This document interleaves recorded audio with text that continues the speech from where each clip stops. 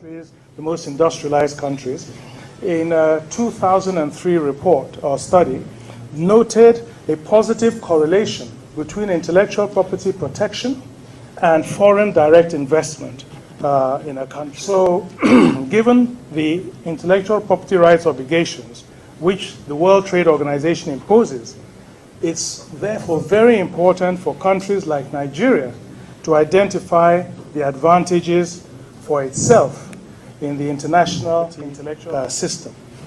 And, you know, when we look at the industry, and the film industry is a perfect illustration of how things change in countries as countries evolve.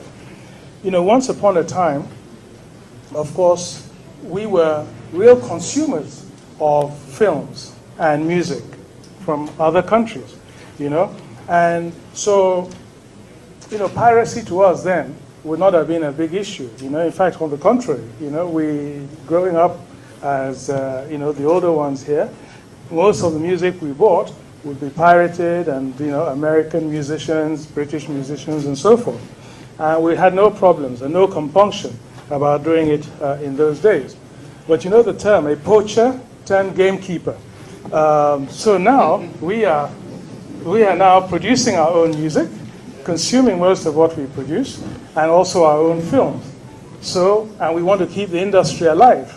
It generates jobs, goodwill, and promoting trade. And so, of course, we're now much more, you know, thoughtful about the whole issue of intellectual property rights protection. And so that change has taken place. And very often, you know, in these international treaties, as we should always be negotiating according to our own interests. And it does require, for that reason, keyed into the substance of the issues. And I believe that that's why we should not have this divide between the government, because it's invariably the government that goes to negotiate in these intergovernmental organizations, but also the real stakeholders should be very much part of that process. And we see with China, you know, for instance, in the area of trademarks and patents, you know, for many years, it's been considered the country, maybe the champion for infringement of intellectual property rights.